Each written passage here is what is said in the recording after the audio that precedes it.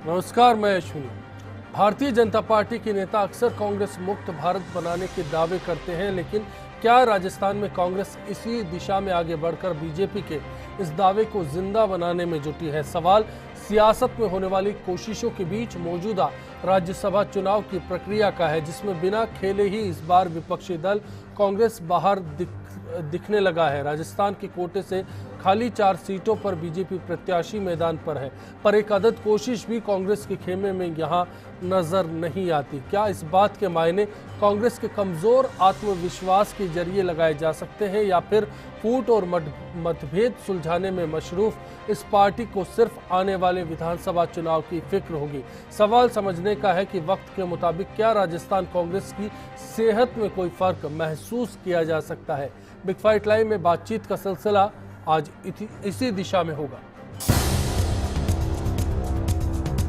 देश की जनता ने कांग्रेस पार्टी को सदा सर्वदा से निकालने का मन बना लिया।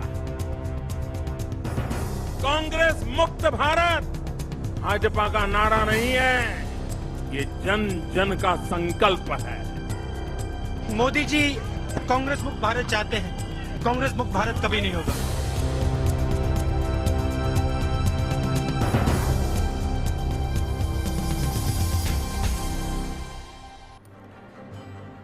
क्या सच में कांग्रेस सिमटने लगी है? बात करेंगे बीजेपी से। अजीत मांडन हमारे साथ होंगे, कांग्रेस के आरती चौधरी हमारे साथ होंगे, विश्लेषक मानचंद खंडेला और वरिष्ठ पत्रकार ओम सैनी बातचीत में हमारे बीच मौजूद हैं।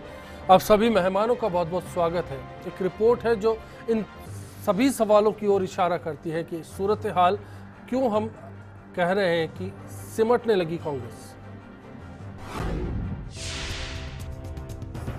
कांग्रेस मुक्त भारत भाजपा का नारा नहीं है, ये जन जन का संकल्प है। प्रदेश में 4 राज्यसभा सीटों के लिए भारतीय जनता पार्टी के 4 प्रत्याशियों ने नामांकन भरने की रस्म को अदा कर दिया है। वेंकैया नायडू और ओम प्रकाश माथुर के साथ ही हर्षवर्धन सिंह और रामकुमार वर्मा की ये राह सीधी और आसान है। दरअसल विधानसभा में 24 विधायकों की मौजूदगी वाली कांग्रेस ने इस बार किसी भी प्रत्याशी का नामांकन दाखिल नहीं किया और न ही पार्टी के भीतर इस सिलसिले में कोई बात हुई। जाहिर है कि संख्या बल के मुताबिक कांग्रेस के साथ 41 विधायक जुटना बेहद जरूरी था, पर कांग्रेस ने ना तो इस सिलसिले में सोचा और न ही पार्टी ने प्रदेश स्तर पर गौर किया। हालांकि प्रदेश प्रभारी गुरुदास कामत और पीसीसी चीफ सचिन पायलट ने इस सिलसिले में बात की तो पार्टी के भरोसे से ज्यादा खुद के दम पर वोट जुटाने वाले नेता ही तलाश किए गए, पर वो भी कांग्रेस के लिए वक्त रहते मुमकिन नहीं हो पाया। हैरानी वाली बात तो ये है कि कांग्रेस नेता के साथ राज्यसभा की एक सीट के लिए ही जातिगत समीकरण साधने की कोशिश भी पार्टी के लिए नाकाम साबित हुई। दबी जुबान में पार्टी के कुछ नेता जब एक प्रत्याशी को मैदान में उतारने के लिए कहते हैं तो बड़े नेता फजीहत के चलते आगे कदम नहीं उठा पाए। फिलहाल कांग्रेस अपने 24 विधायकों के साथ अगर राजपा बसपा के 3-3, जमींदारा पार्टी के 2 और 7 निर्दलीय विधायकों को साथ लेती है तो अभी कुल 39 विधायक ही जमा हो पाते हैं। ऐसे में क्रॉस वोटिंग के जरिए बीजेपी के 3 से 4 विधायक इस परीक्षा में कांग्रेस को पास कराने में मदद करते, पर ऐसा इसलिए मुमकिन नहीं होता क्योंकि ज्यादातर निर्दलीय विधायक बीजेपी विचारधारा के हैं, जिसके चलते कांग्रेस की राह मुश्किल में लगी। पर यहाँ सवाल बीजेपी के दावों से जुड़ा है, जो लगातार देश को कांग्रेस मुक्त बनाने का दावा कर रही है। एक सवाल कांग्रेस के भीतर की सियासत का भी है, जहां आपसी मनमुटाव और गुटबाजी ने भी पार्टी को कमजोर बनाए रखा है। बीते दिनों पार्टी के दलित सम्मेलन वाले मंच से नेता प्रतिपक्ष को दूर रखा जाना भी चर्चा का मुद्दा बना, पर कांग्रेस क्या इतने सबसे सबक नहीं ले सकी है? एक सवाल बीजेपी के अंदरूनी सियासत से भी जुड़ा हुआ है, जिसका दावा कांग्रेस किया करती है। सवाल ये है कि यहाँ सत्ताधारी पार्टी में ना तो कोई फूट है और ना ही कांग्रेस सियासत के जरिए इसे साधने में कामयाब है। लोकतंत्र भी कहता है कि मजबूत विपक्ष के दम पर बेहतर शासन की उम्मीद की जानी चाहिए, पर क्या यहाँ पर विपक्ष की मजबूती का एहसास ही कमजोर हो चला है? और क्या यही वजह तलाशने के बाद बीजेपी कांग्रेस मुक्त देश बनाने की राह को तैयार कर रही है। मोदी जी कांग्रेस मुक्त भारत चाहते हैं, कांग्रेस मुक्त भारत कभी नहीं होगा। और इसी के साथ बिग फाइट लाइव में आज हमारा सवाल, क्या राजस्थान में कांग्रेस का आधार कम हुआ है? firstindianews.com पर आप अपनी राय हम तक पहुंचा सकते हैं या फिर फेसबुक और ट्विटर पर ये बता सकते हैं कि इस सवाल पर आप क्या राय रखते हैं। आरसी चौधरी साहब, सबसे पहला सवाल आपसे है। राज्यसभा उम्मीदवारों को लेकर कांग्रेस ने इस बार कोई दिलचस्पी नहीं दिखाई, क्या हम वजह जान सकते हैं? अश्वनी जी, आप जानते हो कि राज्यसभा के जो चुनाव होते हैं उसमें डायरेक्ट जनता की कोई भागीदारी नहीं होती। जनता के जो चुने हुए नुमाइंदे जो विधानसभा के अंदर होते हैं वो उसकी वोट का क्राइटेरिया है। वहाँ पे कांग्रेस आज के दिन प्रत्यक्ष रूप से जिताने की स्थिति में नहीं है, तो दिलचस्पी दिखाने की तो कहीं नजरिया रह नहीं जाता। और अभी नॉमिनेशन की डेट कल तक है, तो आज इतना जल्दीबाजी करना भी ठीक नहीं रहेगा।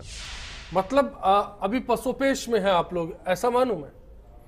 पसोपेश की कहीं नहीं। हमारे जो हाउस के अंदर 24 लोग हैं हमारे, अगर टोटल जो निर्दलीय हैं, राजपा है, बसपा है, सभी आ भी जाते हैं तो वो आंकड़ा छूने की स्थिति में नहीं है जिससे कैंडिडेट हमारा जीत के निकले।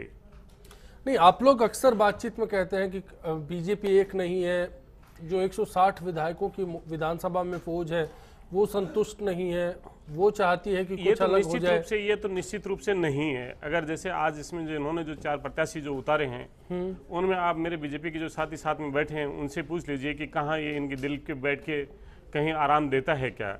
ये भी एक इम्पोज किए हुए लोग हैं और इम्पोज किए हुए लोगों के अंदर ये खेमों में बटी हुई है, लेकिन कहीं ना कहीं इनका बहुमत, इनका आंकड़ा है जो समय के साथ में आपको इसका रिजल्ट दिखाएगा।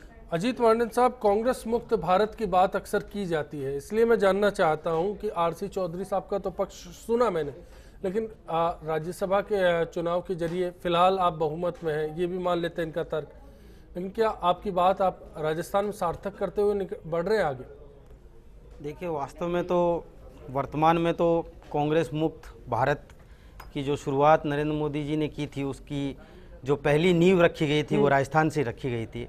हमने राजस्थान में 163 विधायक जिता के लेके आए थे, जो बाद में उपचुनाव हुए उसके अंदर कम होके 160 रह गए, और उसके बाद में लोकसभा चुनाव के अंदर माननीय वसुंधरा जी के नेतृत्व के अंदर क्लीन स्वीप करते हुए हम लोगों ने 25 की 25 लोकसभा सीटें जीती। तो कांग्रेस मुक्त भारत का जो माननीय प्रधानमंत्री जी सपना देख रहे थे, उसकी नींव तो वास्तव में राजस्थान से पड़ी थी। तो आपका दावा है।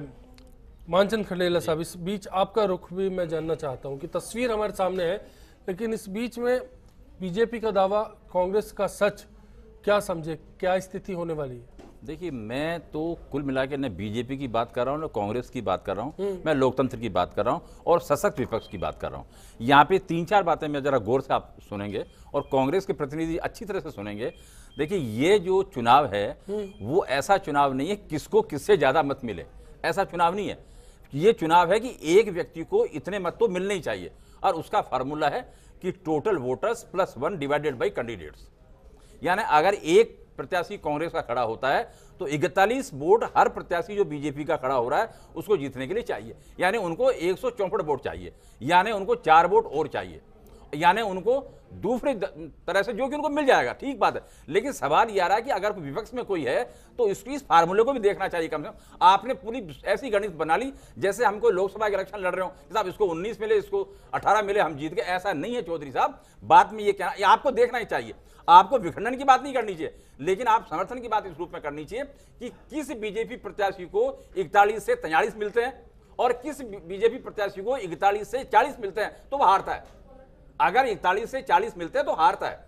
इसलिए आपको कम से कम प्रयत्न करना चाहिए, आपको धूजना नहीं चाहिए, आपको सामने आना चाहिए और लोकतंत्र की लाज रखनी चाहिए कि वास्तव में यहां पर संघर्ष हुआ, हम संघर्ष करके हारे और हमने सामने वाले को जो है ना इस तरह से अच्छा या बुरा करके दिखाया। 41 का 40 कर देंगे, 1 वोट अगर कम दिलवा देंगे तो वो हार जाएंगे। उनको 4 वोट और चाहिए और आपको 3 वोट चाहिए। खंडेला साहब, जो आपने जो बताया तोड़ फोड़ के अंदर, ना तोड़ फोड़ के अंदर कांग्रेस की विचारधारा विश्वास नहीं करती नहीं, है। आप तो हम बिल्कुल आप तोड़-फोड़ में सारी नहीं करते सारी विचारधारा हैं, लेकिन करते हैं। आप ये जो आप जो बुझ बातें रहे हैं ना जो साहब, आप तो देखिए, कह रहे हैं, दूसरे की तो देखिए कहीं नहीं। बात नहीं। आज कौन सी मैं नॉमिनेशन की विपक्ष डेट को चलेगी मजबूत करने जो की बात आज कर रहा हमें हूं, ये मेरा कहें कोई कि लेना आपने देना नहीं नॉमिनेशन किसी क्यों नहीं बात उतारा? क्या बीजेपी तय करती है हमारा कैंडिडेट कि हमें उतारना है या नहीं है? अभी आपने कहा बीजेपी ने आपका 4 कैंडिडेट उतार होना ही दिए। होना है। नहीं, सवाल मैंने इस तो बात आपको के ये नहीं है। कहा आरसी कि चौधरी अभी साहब, नॉमिनेशन आरसी डेट चौधरी गई साहब, नहीं है। सवाल नॉमिनेशन डेट गई कांग्रेस नहीं के कॉन्फिडेंस का है, आत्मविश्वास का है। जी। क्या वो इस बार नजर नहीं आता? सचिन पायलट क्या इस फैसले को लेने में सक्षम है या नहीं? बात इसका है। इस फैसले इस का पार्टी असर के आने अंदर- वाले इस विधानसभा पार्टी के चुनाव अंदर पर ना तो कांग्रेस की एकलवाद सेहत चलता पर है, क्या ना तो पड़ेगा? इस पार्टी में बात कोई- इसकी है। इस पार्टी में ना तो एकलवाद चलता है। अश्विनी जी, अश्विनी जी, यहाँ एक पार्टी सेकंड में में प्रदेश के बोलूंगा, नेता एक हैं, सेंटेंस में। उन प्रदेश के नेताओं से सभी से राय मसूरी होती है और प्रदेश के नेता जो सभी जो हैं अश्विनी वो जी, प्रदेश नेतृत्व के और- साथ और- बात करके एक किसी सेकंड, निर्णय एक सेकंड, खंडेला साहब, पहुंचे। क्या संदर्भ चलिए मैं ओम जी का रुख करूं, उससे पहले इस बात का जवाब आप भी दे दीजिए। क्या ये सचिन पायलट की भी परीक्षा हो जाएगी? मानचंद खंडेला साहब, देख, मैं ये कहना चाह रहा हूं कि कांग्रेस को पूरी इस बात का डर है कि हमारे जो वोट हैं वो कहीं पे बीजेपी काट के नहीं ले जाए और हमारी रही से इज्जत भी दांव पे लगी हुई है, वो भी जरा पूरी तरह जनता के सामने नहीं आ जाए। उल्टा ये डर है। हाँ, उल्टा डर है, बिल्कुल डर मानचंद है। जी जो बात कह रहे हैं उस बात में मैं एक बात जरूर कहना चाहूंगा। आज तक कांग्रेस ये दावा करती रही है कि भारतीय जनता पार्टी के अंदर एक दल ऐसा है जो हमारे समर्थन देगा, हमें समर्थन देगा, जबकि वास्तविकता ये है कि इनके जो अपने विधायक हैं वो भी कहीं एकजुट नजर नहीं आते हैं, जबकि भारतीय जनता पार्टी का पूरा संगठन, विधायक दल और संसदीय दल जो है राजस्थान के अंदर वो माननीय वसुंधरा राजे जी के पीछे उसका हमेशा पता खड़ा कब रहा है लगेगा और जब हमारे से कहीं खड़ा करे कांग्रेस की भाई ओ को चलिए पता तब चलिए लगे। चलिए जी, ओम सैनी जी, मैं आपका रुख करता हूं। वैसे तो ठीक है कि संख्या बल की बात की जाए तो एक सीधी सी बात लगती है कि कांग्रेस ने दिलचस्पी नहीं दिखाई, लेकिन सियासत के नजरिए से अगर इस बात को देखा जाए, जैसा कि अक्सर होता है, तो क्या ये साधारण घटना समझी जाए?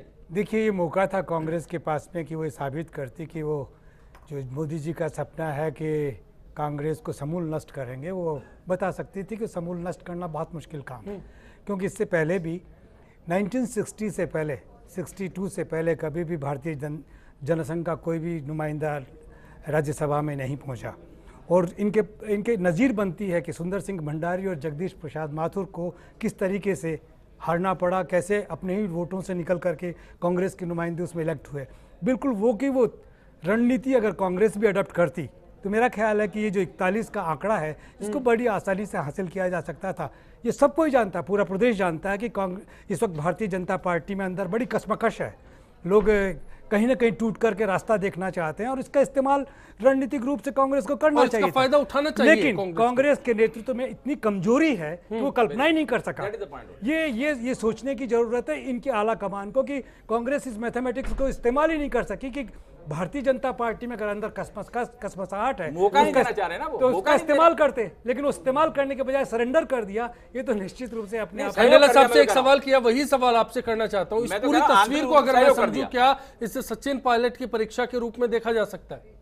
अगर ये आप मुझसे पूछ रहे हैं तो मैं निश्चित रूप से कहना चाहूँगा कि इस मामले में प्रदेश अध्यक्ष कांग्रेस के बड़े कमज़ोर साबित हो रहे हैं। अगर आला कमान ने उनको सलाह दी है कि आप अपने आप को समर्पण कर दीजिए, तो निश्चित रूप से आला कमान की भी ये कहना चाहिए कि उनका निकम्मापन है, उनको ख्याल नहीं है कि राजस्थान की राजनीति कैसी है। सैनी सर, एक सेकंड में कहूंगा, देखिए सवाल यार यहाँ आला और गीले कमान की बात नहीं है, कमान की बात है। यहाँ पे कमान किसके पास है? क्या गीला और आले की बात नहीं है। चलिए मैं ब्रेक पर जाऊंगा। ब्रेक के बाद जब लौटेंगे ना, इस सूरत को समझने की कोशिश करेंगे कि कांग्रेस में चल क्या रहा है दरअसल, और अगर दूसरे पहलू पर गौर किया जाए तो तस्वीर किस तरह से बदली जा सकती है, खेमे में क्या है, क्योंकि कुछ अंदरूनी खबरें हैं, उन पर भी बात होगी ब्रेक के बाद।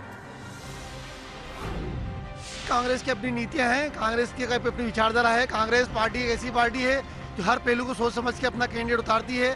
अगर राज्यसभा में कोई कैंडिडेट नहीं आया है तो इसके पीछे भी पार्टी कोई ना कोई अपनी नीति रही होगी। भारतीय जनता पार्टी ने तत्परता दिखाई और नाम दिए, ये उनकी एकजुटता का स्पष्ट प्रमाण लगता है। वहीं कांग्रेस उदासीन और गुटबाजी के चक्कर में पड़ी हुई है, इसके कारण कांग्रेस अभी तक तय नहीं कर पाई है कि वो राज्यसभा में किसको भेजेगी। कांग्रेस मुक्त भारत भाजपा का नारा नहीं है, ये जन जन का संकल्प है। मोदी जी कांग्रेस मुक्त भारत चाहते हैं, कांग्रेस मुक्त भारत कभी नहीं होगा।